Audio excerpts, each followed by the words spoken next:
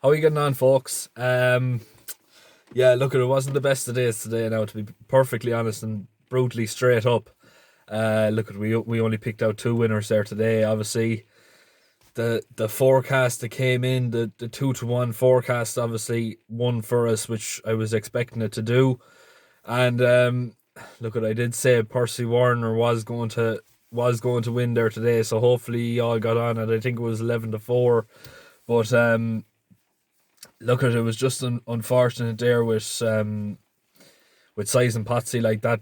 That Percy Warner was never going to beat Size and Potsy the way it was so far ahead. I know it was starting to slow up, but realistically, like, it was too far ahead to be beaten, and it was only because of the fall that Percy Warner got its head in front. So I'm not really going to scream and shout about that, but look, what I did say it was going to get its head in front anyway.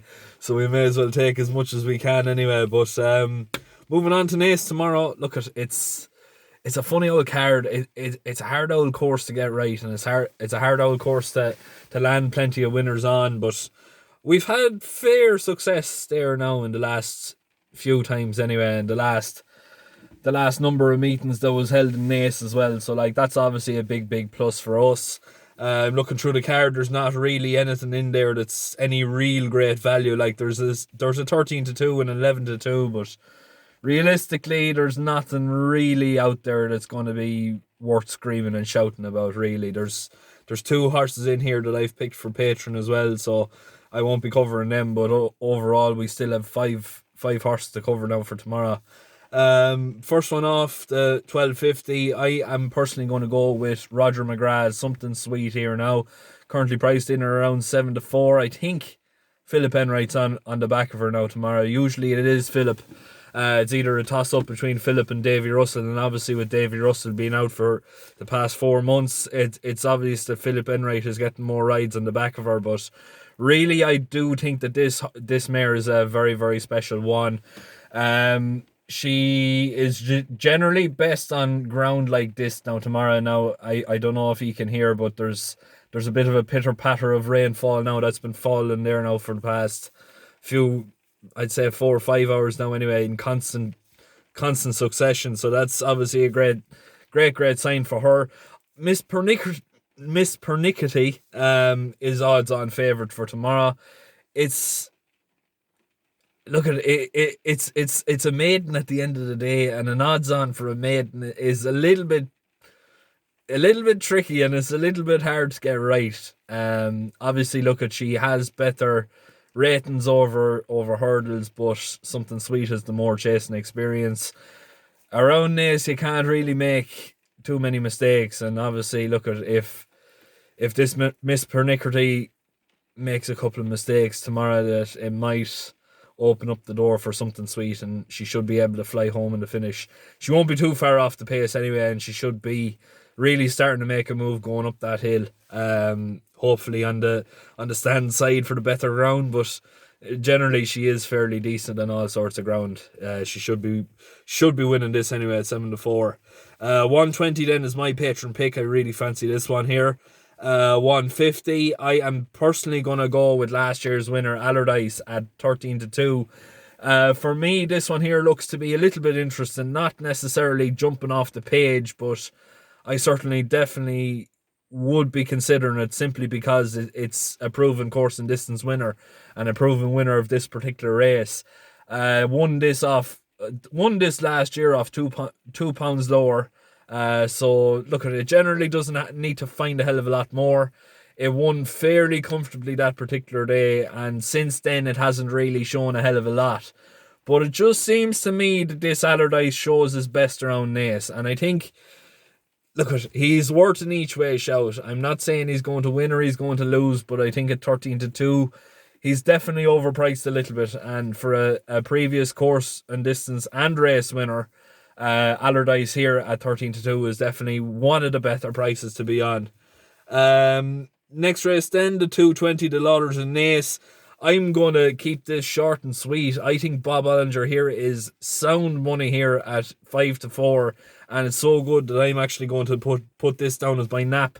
Really and truly, this horse should be well capable of polishing this field off. He's got bundles of pace, bundles of ability. Jumps fairly sound. He's a little pocket rocket, I like to call him.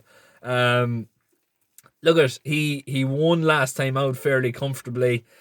Obviously, look at Gordon Elliott. It's hard to know. Like, Gordon won this race last year. I'm going with Henry de Bromhead now this year, but look, it's a tricky enough for owl race to call, and I wouldn't write off Jessica Harrington either.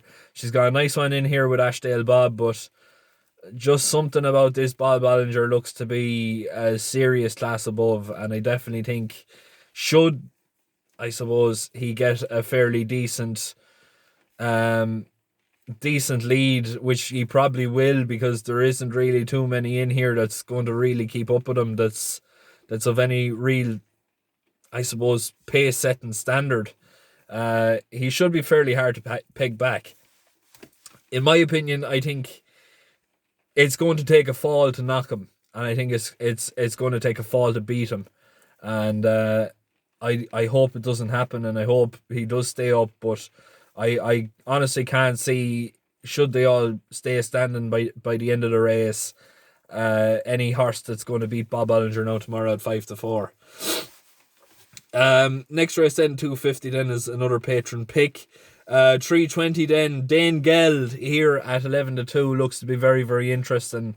For me personally, it's going up in better company, and it's meeting better standard of horses, but realistically, it's going up £7 for a fairly bloodless victory there in Punchestown last time out. It's hard to know. Look at, obviously, there's shorter horses in here, and I think, is it Epsom Dew?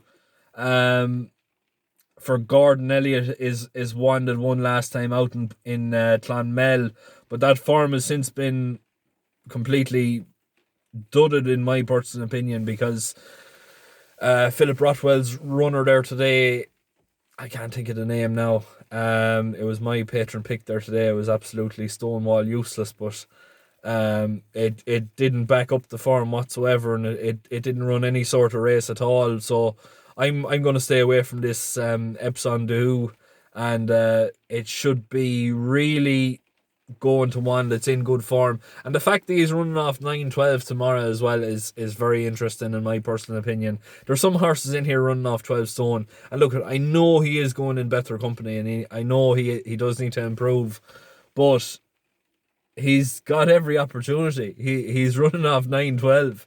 Like, realistically, if there's a horse that's going to improve and run up to this sort of standard, you're going to be looking at him in Dane Geld tomorrow. And I think at 11-2, he's certainly worth, look at, a small each way. I wouldn't be going a hell of a lot mad in that particular race tomorrow. It was won by Abraham for it could be Landers. I'm not 100% sure. It's either Landers or Mead. I think maybe it was Mead that had him there last year, but it was a bloodless victory, and it was simply because the horse Abraham was going up in better company, and he was on incredibly lightweight. And this Dane Geld is running off 9-12 tomorrow. So 11-2 looks to be a fairly nice price for him, and I think, look, at the ground is going to suit him, and the track should suit him as well. So I certainly wouldn't write it off, and I certainly wouldn't write off his chance. I think Morrison trains Dane Geld, so I'm gonna take a chance, and I'm gonna say, yeah, Dane Geld is going to be a tricky old customer now tomorrow. And finally then, the 350, I am going to go with Eyewitness here at 13-8 as the next best of the day. It's closely related to Expert Eye, who won the 2018 Breeders' Cup Mile.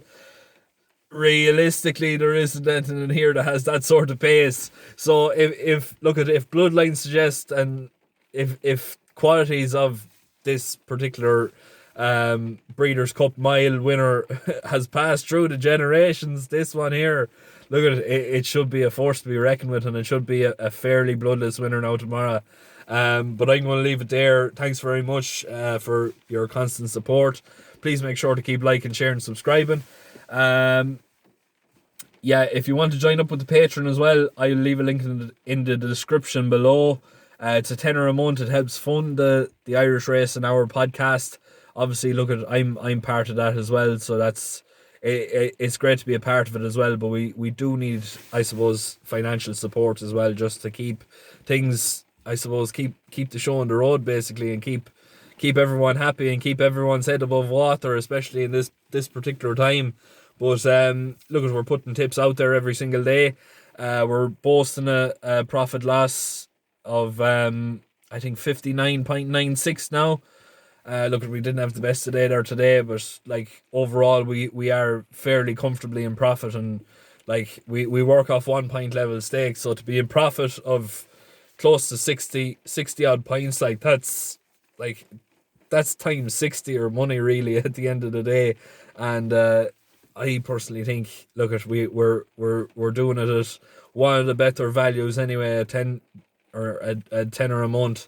So look, if you want to sign up, it'll be greatly appreciated, and I'll leave a link in the description below. Look, it's up to yourselves really. Like, you can follow the free tips, or you can follow the Patreon, whatever way you want to work it. Like I said, please make sure to keep liking, sharing, subscribing. We want to start trying to get the subscriptions boosted up in that particular line as well. And overall, look, if you're going to be having a bet tomorrow, the very best of luck. Hopefully this rain that's going to be falling is going to be playing into our hand instead of playing against us tomorrow. So look, hopefully it all starts going well and works out well for us. But look, thanks very much. Yeah, if you're having a bet, the very best of luck tomorrow.